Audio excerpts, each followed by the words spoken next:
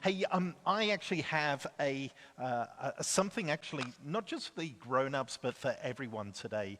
I don't know about you, but over the last few weeks, I don't know, what are we now, 6 weeks into this virus, I've found that the actual pace of it is beginning to actually hit me in a way that actually it's like, I'm feeling tired and fatigued, and I've got cabin fever, and I'm feeling so over the social isolation. And by the way, if you're wondering whether or not Susanna and Trixie practice social isolation, they don't need to because they're attached. They live with each other, so they don't need to practice social isolation. Anyway, but social isolation is just really hard to do for someone who is extroverted like myself and is whose love language is touch and hugs and things like that. And so it's really hard. And I was reading yesterday, actually, a report that was released in February, coincidentally, by a scientific group who released a report on the SARS epidemic, or not epidemic, but the SARS infection that happened a while ago. And there'd been something like 3,000 papers that had been written off the back of the SARS epidemic. And some of those papers, 24 of those papers, were about the impact of quarantine on people. And the report was reporting, actually, not surprisingly, that quarantine actually had a demonstrable effect and impact on not just individuals, families and normal people, but even professionals that ended up being quarantined off the back of the SARS virus. And what they were showing was that actually many of the people suffered some form of PTSD, a post-traumatic stress disorder. And this was for relatively short times of being socially isolated, just 10 days in some instances. And this had this knock-on effect that it impacted people in every facet of their being, spirit, soul, and body. And the scientific paper just really captured the physiological and psychological effects of that. And so if you're feeling tired, you're feeling overwhelmed, you're feeling not yourself, then what you're going through is just really the impact of just the circumstances, the unusual circumstances that we're living in right now. And I said this to you last week, I want to say it again, that you need to show yourself some grace. These are unprecedented times that we're living in, and we're all new to navigating through this. And I don't know about you, but I've been reading my Bible, it seems, more than ever, just trying to find things from the Word that actually speak into my life, that can actually carry me through the storms of life, the flood that is going on around us right now. And I happened across the story of the flood this week, just trying to encourage a friend of mine who was struggling with their experience of social isolation. And God really gave me a word for them through the flood story, and it spoke so deeply to them, but it also impacted me, and it's something I really felt like would be helpful to reflect on this morning, because there are pieces and parallels out of the story that really are applicable to us and the circumstances that we are going through.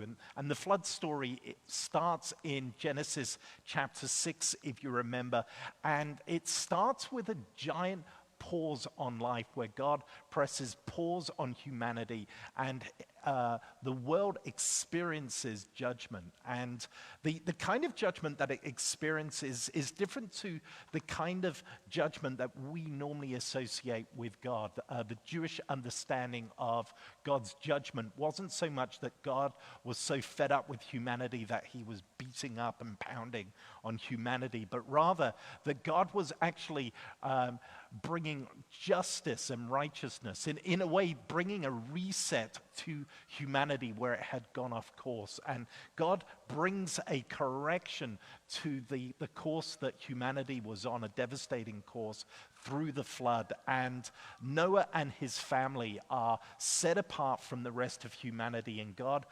prepares them ahead of time, if you remember, by telling Noah to build an ark. And he places Noah and his family into this mobile home, the ark, which is the place that they are to reside in during the course of this global catastrophic event that changes their entire world. One of the pieces I just want to pick up quickly before I jump into parts of the story which I feel like Holy Spirit wants me to emphasize today is that actually God had prepared Noah ahead of time for what it was that God was actually going to place humanity through. And I think that there's parallels for many of us. It's not that God has built a purpose-built ark for the coronavirus for us, but there are arcs that God has had us build ahead of time. And those arcs are our relationship with God. It is our relationship with God and your relationship with God that is going to carry you through the flood that is actually affecting the world around us. The ark is your place of refuge. And within and out of your relationship with God, you're going to find safety from the storms raging around you. And I want to remind you that your ark really has been built by your own hands, just as the ark was built by Noah's own hands. And your ark looks different to my ark. Your relationship with God looks different to mine. But there are definite things I want to remind you of today that are things that you have actually constructed in a previous season that are so pertinent to be able to carry you through the tough times, the tough moments in your week where you feel overwhelmed by just the thought of being in social isolation, or that your family's having a moment, or a child's having a meltdown because they're just finding that the changes on them have impacted them so much. And so you, in those moments, need to actually step inside of your ark that you've built with the Lord and start drawing from the refuge and the safety and the solitude that you find within the ark. And I just want to remind you of some of the components that might make up your ark. And Susanna touched on one of those today. Just worship.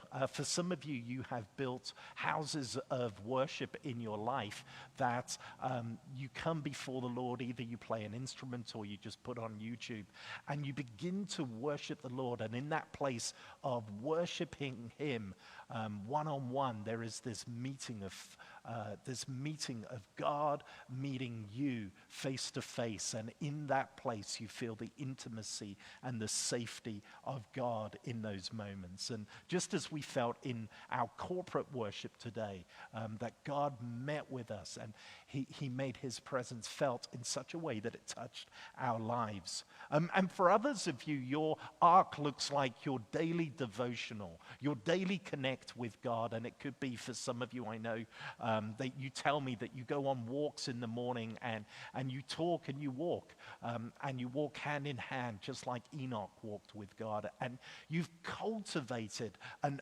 ark of safety where you process through the storms raging around yourself and you bring yourself to a place of peace. In the New Testament, it talks of praying without ceasing. And praying without ceasing isn't really what that phrase means in the Bible. Actually, the literal meaning of praying without ceasing means praying yourself back to a place of rest. And for those people that walk and talk with the Lord, what you're doing really in that is praying yourself back to a place of centeredness in God. And for you, you've cultivated that spiritual discipline in your life that creates that sense of ark that protection that carries you above the waters that are raging around you. And then others of you, the prophetic people in our midst, your ark is access to the voice of God in your life.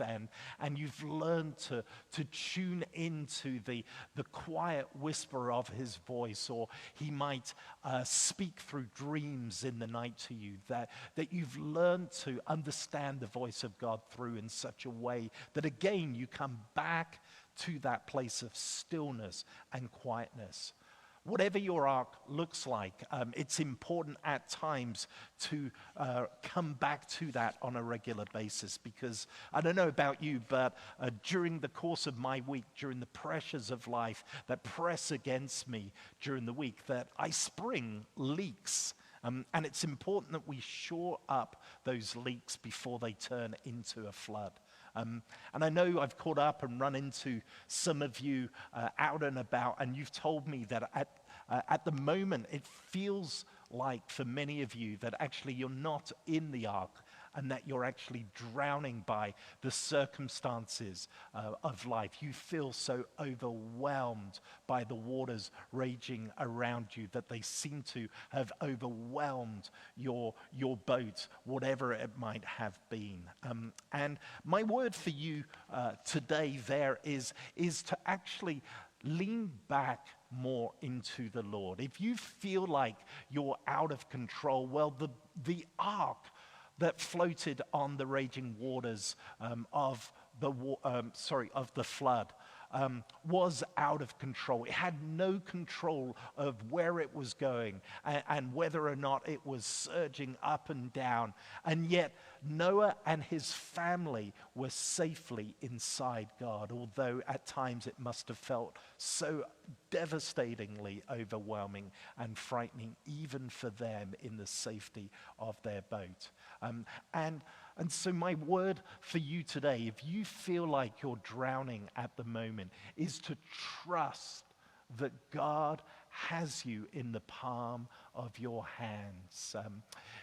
If you remember the great story of the footsteps story of the man that was going through a challenging time in his life, and he had a vision, and in the vision he saw a beach, and on the beach he saw two pairs of footsteps walking side by side, and then suddenly the footsteps went into one set of footsteps only. And he asked the Lord about what he was seeing, and the Lord said to him, well, the two pairs of footsteps, well, that was when I walked hand in hand with you. And then the man said, well, what about when there was only one footsteps? And he said, well, they were the times where you felt alone. But my child, I want to tell you that actually in those moments, it wasn't you walking alone without me. The single pair of footsteps was when I was carrying you in your darkest moments. And right now, I believe that some people that are watching feel so overwhelmed, and I want to remind you that actually the Lord has you in the palm of his hands. He has you in his strong arms, and he's going to carry you through. And I want to release that word of hope to you, because with the ark story, we find that where the ark started in the story and where it ended up was two completely different places. So if you've got your Bibles with you, I'd like you to turn to Genesis chapter 8. So this is a long ways through the story, and it's coming to the end of the story. So Genesis chapter 8, verse 1, it says, "But God remembered Noah and all the wild animals and the livestock that were with him in the ark. And he sent a wind over the earth, and the waters receded. Now the springs of the deep and the floodgates of the heavens had been closed, and the rain had stopped falling from the sky. The water receded steadily from the earth. And at the end of the 150 days of quarantine, the water had gone down. And on the seventh day of the seventh month, the ark came to rest on the mountains of Ararat. The waters continued to recede until the 10th month. And on the first day of the 10th month, the tops of the mountain became visible. And so in this passage here, we read that actually Noah and his family that were safe in the ark and had been carried by God came to rest on the mountains of Ararat. It wasn't the mountain of Ararat, it was the mountain range of Ararat. They came to a mountainous region. So where Moses and his family started was different at the beginning than it was at the end of the story. They ended up by no doing of their own, but by the Lord carrying them through their circumstances to a higher elevation. And I think prophetically that speaks of what God is doing in our lives, that we're going to be carried in him to a higher elevation. And by the end of this, we're going to look back and say, we have no idea how we got there, but actually we have ended up into a higher elevation. And what's beautiful about the mountains of Ararat is that the word Ararat actually, the scholars tell us, actually means curse reversed. And so that there are areas of our lives that are subject to the impacts of sin, either in our lives or in the world around us. But through the midst of the storm that is happening at the moment, that God is breaking specific inroads of where the curse has affected not just you, but your family. Because it wasn't just Noah alone in the boat. It wasn't just Noah and his wife in the boat. We learn from the story that it was Noah and his family were together in the boat. And so I believe that God, for many of us, is doing a work in our families and breaking the impact of the curse on our lives. So hang in there, enjoy the ride, and we will get there. Or God will get you to the higher elevation. But the part of the story I want to zoom in on in particular, because it is such a prophetic word of hope for us out of this story, is how the story ends with Moses releasing two birds, we're told in the story. And I want to read this portion of the story to us this morning. From verse 6 in chapter 8, it says, "After 40 days, Noah opened the window he had made in the ark." Interestingly, the window of the ark when Noah constructed the ark was just at roof level. There were no lower porthole windows in the sides of the boat. And I think prophetically that speaks of Noah looking upwards to the heavens through the situation. And I think that that is a word for many people today, that it's easy to look through the portholes in the ark around us and keep peering at the water level and see the size of the waves as they cascade over the sides of our ark, and it can feel frightening. But actually, we need to be like Noah and have high we need high level windows where we're looking upwards to God and the heavens and above our circumstances. And so Noah opened the window he had made in the ark, and he sent out a raven. And it kept flying back and forth until the water had dried up from the earth. And then he sent out a dove to see if the water had receded from the surface of the ground. But the dove could find no place to set its feet because there was no water all over the surface of the earth. So it returned to Noah in the ark. He reached out his hand and he took the dove and brought it back to himself in the ark. And he waited 7 more days and again sent out the dove from the ark. And when the dove returned to him in the evening, there in its beak was a freshly plucked olive leaf. Then Noah knew that the water had receded from the earth, and he waited 7 more days and sent the dove out again. But this time it did not return to him. There's been a lot of discussion amongst scholars and ministers around what it is that the birds actually mean in this story. Because whilst they were definite creatures, there is something that God is speaking through the two birds that were sent out.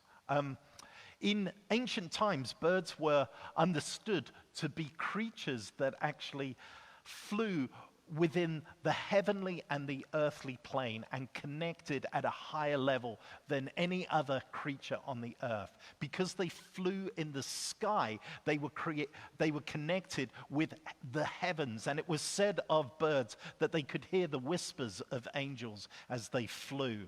But birds didn't just live in the air, they connected with the ground below. And so it was thought of birds that they were this connection point between heaven and earth. And rabbis and scholars, as I've said, have debated what these birds in this story actually speak to us of. And there are some rabbis, ancient rabbis, that said actually that the reason that Noah expelled the raven from the boat was because it was a stowaway. Notice that Noah just sends out the solitary raven. And it's said that actually the raven should never have been on the ark in the first place. And so some rabbis say Noah was just getting rid of an unwelcome guest. And they point out to the fact that actually this connects in with the story in the way that actually the flood was a result of the chaos that had been caused by the sin of humanity. And the raven connected in with the past. And so Noah, in getting rid of the raven as the first bird that was released from the ark, was in effect getting rid of the patterns of humanity that had actually caused the chaos of the flood. And then Noah released the dove, which was symbolic of God's peace and tranquility. And I believe that there is some credence to that perspective. Biblically speaking, the two birds are often contrasted in the Bibles. The raven being a bird within the unclean category within the Old Testament, compared to the dove, which was a clean bird, a bird that was actually legitimately was able to be used in temple sacrifices. The raven is black or a dark color compared to the dove, which is often white or a light bird.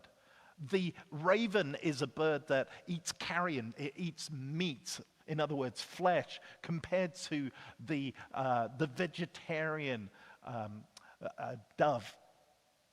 And ravens are incredibly aggressive birds compared to a dove, which is peaceful. Apparently, I remember reading many years ago how doves, compared to pigeons, for example, doves are a unique form of bird in its own variety, and they are very temperamental. They cannot be house-trained. You cannot house-train a dove. You can a pigeon, but not a turtle dove.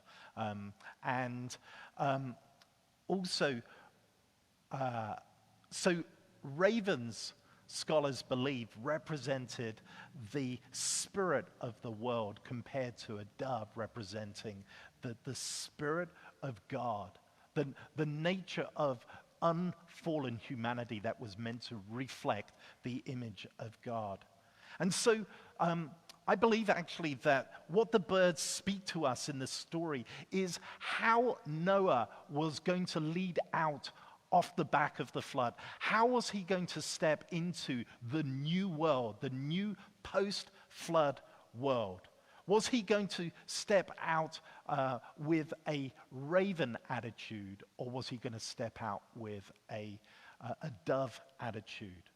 And so within the story, we see that actually Noah initially steps into the post-fallen world with the raven attitude. And some rabbis, I was listening to a rabbi speak about this yesterday, and he said that he hypothesized that actually Noah believed that actually what had caused Noah believed that what had caused the chaos in the world was that humanity had become morally corrupt. And therefore, a raven response, an aggressive response to humanity was what was needed in the post-flood world. Life was too good. People's moral compasses needed to be abruptly put back into place. And their selfishness and narcissism needed to be corrected. And so Noah in the story leads out with a raven-type response. But the raven in the story doesn't work. It isn't what is needed in the post-flood world. And so Noah then sends out the dove. And the dove, as I said, speaks to us of the Spirit of God, the Spirit of gentleness, the Spirit of Christ. And I believe it's a metaphor for us, an invitation for us to actually adopt the same attitude as Noah does in the story. That actually the answer for the world is actually the Spirit of God. That off the back of the flood that is raging around us, that what the world needs right now and will need in the future is not a raven response, but it will need to experience the kindness of God, the gentleness of God, the tenderness of God. A few weeks ago, my family and I sat down for a movie night, and we watched Tom Hanks's recent movie, Mr. Rogers in the Neighborhood. And Mr. Rogers was a famous character who had a TV program for kids in the late 60s, and he ran through to the latter part of the last century. And he became a national icon. He was so different to the other TV personalities that arose in his era. He represented a different kind of a spirit. He was a believer who had looked at what was actually emerging in the world in his day, and he hated what he saw. But instead of responding to the world with a raven attitude, he decided that he needed to be the dove answer in his day. And so he stepped into the world of TV, a world which he knew nothing of, and he decided to live out of the Spirit of Christ, the Spirit of the dove, in a way that actually touched the lives of millions and millions of Americans and North Americans and other people around the world that came in contact with him. And in an interview that was done later on in his life, he reflected how actually that what the world needed wasn't more entertainment, wasn't more help, it wasn't more economic stability. Actually, all of those things in some ways were great, but what actually he pointed out was the world needed love. And he had chosen to be a conveyor of love in his world. And he did it with such grace, he did it with such wisdom, in a way that actually he preached Christ to the world in a way that gave honor and value and saw the identity and destiny of each and every person before him. And he brought them, regardless how broken they were, how lost that they were, an experience of the dove. And I want to challenge you, and I want to end here today by challenging you to be the dove in your environment. That is who you are. See, the greatest thing about Noah's story is that actually Noah had the capacity within him to live out of a raven-like response. And yet the higher call in him, the higher, God's best in him was the dove. And though he started out with walking out of the raven, God gave him a second chance. And I wonder if any of you out there right now, that God is actually pressing the reset button in your life and actually inviting you, calling you back to remember that actually you are the dove in his flock. that you are the dove in your family, that you are the dove in your workplace, that you are the dove in your community. And he's inviting you to lead out of a place of love today. And with that in mind, I want to pray for you as we close today. Father, Jesus came to show us that what the world needed was not the harshness of God. It needed the kindness of God. In fact, Paul captures that in Romans, where he said, it is the kindness of God that leads the world to repentance. And Lord, in the midst of this ginormous flood-like experience that we're going through with all humanity, where you are pressing the reset button, Lord, I pray that you would press the reset button in each of our lives, that you would establish the dove priority in our lives.